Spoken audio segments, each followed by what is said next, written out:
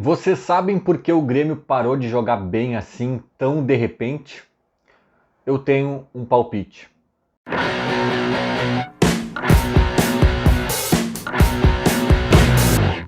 Começando mais este conteúdo, sempre com o apoio da Esportes da Sorte. Aposte em quem aposta no tricolor, o link tá na descrição do vídeo. Vamos falar então, né, dessa mudança repentina no futebol do Grêmio. O Grêmio que faz um bom primeiro semestre, né, um primeiro 6 meses do ano aí, além do título gaúcho, vitórias em Grenais. O Grêmio vinha fazendo bons jogos contra outros times também, inclusive times grandes. Assumiu uma ponta ali da tabela do Brasileirão, foi longe na Copa do Brasil. E grande parte desses feitos vinha acompanhado de bom futebol. Claro que tiveram aquelas vitórias um pouco sofríveis, um pouco mais de sorte que juízo aqui ou ali, mas em boa parte dessa primeira metade do ano, o Grêmio fez boas atuações assim, né? E aí agora parece que assim despencou, desmoronou, né? É o tipo da coisa que se tivesse saído o Soares, a gente já tá dizendo, nossa, o Grêmio acabou sem o Soares. Se tivesse saído o Bitelo, a gente estaria dizendo mesmo, nossa, o Bitelo era o segredo desse time. Se tivesse saído qualquer peça, talvez a gente, né, titular, mais importante, assim, talvez a gente fizesse essa análise equivocada, porque a verdade é que não saiu ninguém, né? Pelo contrário, chegaram alguns atletas até, alguns reforços, e o Grêmio despencou, o Grêmio desmoronou. O futebol do Grêmio é patético.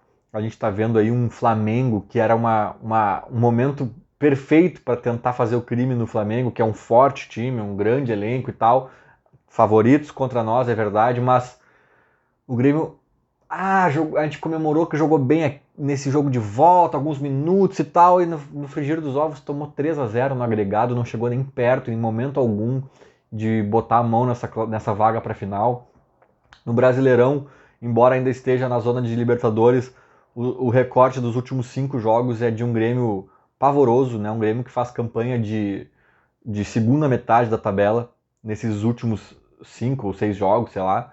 Então, alguma coisa aconteceu, algum clique rolou ao contrário, né? Alguma desencaixada rolou. E podem ter muitas explicações, muitas teses, né? Eu acho que talvez o diagnóstico que o Grêmio precisa fazer talvez nem seja tão simplório, assim, não seja uma resposta apenas, às vezes é um somatório. Mas eu tenho um palpite de que algo aconteceu. Eu vou tentar simplificar um pouco, né, esse diagnóstico, focando em dois atletas, que para mim eram a base, eram os principais nomes dessa primeira metade do ano em que o Grêmio foi muito bem. Bitelo e Soares. Eu até falei no vídeo pós-jogo, né, do Santos ali, que o Bitelo, né, é metade, é 50% desse pilar aí dos principais nomes do time e tá jogando muito abaixo, né? E lá em Santos também não foi bem na Vila Belmiro. Então o Grêmio acaba perdendo muito com esse Bitelo irreconhecível, né? Porque é metade. Cara, o Grêmio tinha dois grandes jogadores nessa boa campanha que fez: Soares e Bitelo. Um deles esquece como é que se joga futebol. 50% do teu grande trunfo do time tu perde. Então é pesado, sabe? É pesado. E o Soares, cara, e agora eu vou até falar talvez um pouco mais dele aqui nesse vídeo, porque né, é a outra metade dessa equação aí. O Soares eu até não acho que tá jogando muito mal a partir do meio do ano agora, desde que o Grêmio começou a jogar mal, o Soares também tá horroroso. Mas assim, ele teve alguns jogos mais apagados, perdeu algumas chances que não são muito dele perder, é verdade. Mas, cara, acontece, tá? Acontece de estar em jejum também, sem fazer gol em alguns jogos aí, é verdade. Acontece. O Gabigol, eu tava até falando sobre isso no grupo aqui do canal, né? Dos membros para o que der e vier. A gente tem um grupo de WhatsApp aqui do canal, a gente fica conversando e eu tava falando do Gabigol. Alguém até me corneteou lá, comparar Gabigol com o Soares. Não, não é que eu esteja comparando, mas o Gabigol é um dos maiores ídolos do Flamengo, gols em final de Libertadores e, enfim, goleador. Ele ficou esses tempos numa seca, sei se foi 15 jogos, foi uma coisa impressionante, assim, sabe, pro Gabigol. E acontece, cara, a gente pode pegar vários centroavantes aí, renomados e famosos e qualificados e ídolos, e acontece. Eu até acho que o Suárez foi bem em alguns jogos que ele não marcou gol. Não todos, tá? Ele teve jogos ruins também, que também faz parte, mas ele não tá como o Bitelo, pelo menos na minha opinião, ele não tá assim há 10 jogos jogando mal, sabe? A meia dúzia, pelo menos, de jogos sumido, irreconhecível. Ele fez alguns bons jogos, deu até assistência, se movimentou, participou, chutou bola na trave, o goleiro fez boa defesa, papapá, a bola não entrou, acontece, sabe? Outros jogos eu acho que ele até foi um pouco pior e assim vai. Mas o Bitelo é diferente, o Bitelo é outro patamar, o Bitelo parece que um belo dia esqueceu de como se joga futebol e eu acho que o caso dele é até mais grave. Porque o Bitelo era junto com o Suárez um dos dois melhores do time disparado. Talvez o Bitelo fosse o melhor até. Em algum momento, talvez o Bitelo fosse mais importante que o Suárez, naquele momento em que o Grêmio estava bem encaixado e jogando muito bem, sabe? Agora, o Suárez tem outra coisa. O Suárez tem outra coisa. A história do Miami. A história do Miami. Eu tava falando também no grupo do WhatsApp aqui, do canal, com a gurizada ali, falando,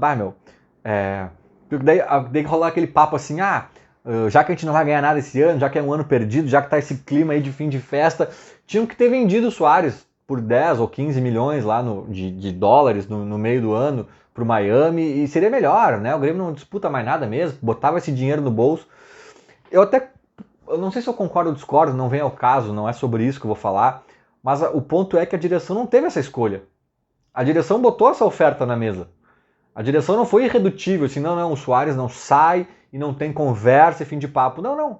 Esse valor foi ventilado, né? Muito abaixo da multa, assim. O Grêmio tinha uma... Tá, beleza, quer sair, pelo menos nos dá essa grana.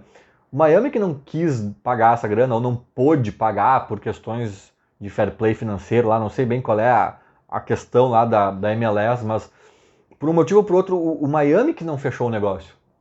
Esse valor existiu na conversa. O Grêmio botou esse papo na mesa. O que o Grêmio fez e se esforçou para fazer foi evitar que ele saísse agora no meio do ano de graça.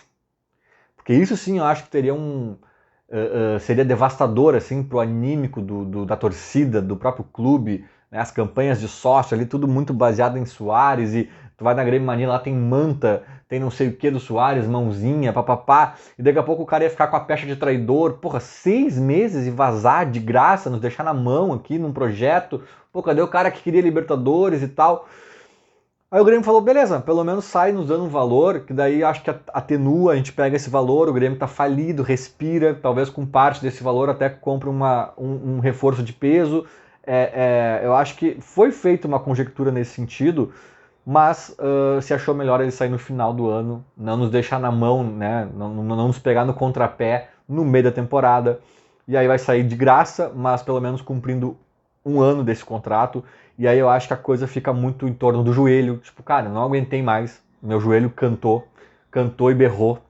E aí o futebol brasileiro não dá mais pra mim. Eu vou lá pro Mickey lá brincar de jogar bola com meu brother e vai ser isso. Eu acho que daí todo mundo vai entender um pouco melhor. Enfim, cara, foi mais ou menos o que eu tava pensando, né?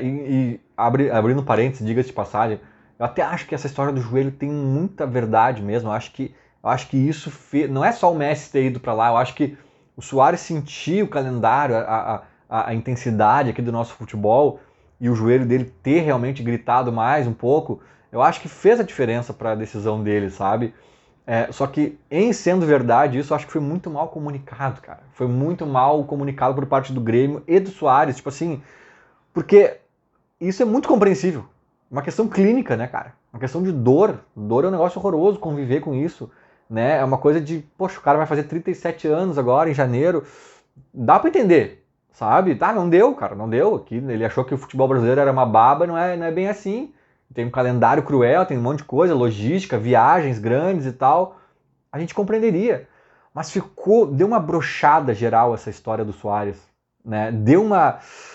Ninguém ficou com ranço dele, eu acho, né? A ponto de dizer que é traíra, que sai daqui, não sei o quê. Eu acho que ele vai sair ainda com alguma relação acesa com o Grêmio. Eu acho que, daqui a 2, 3 anos o Grêmio ganha uma Libertadores.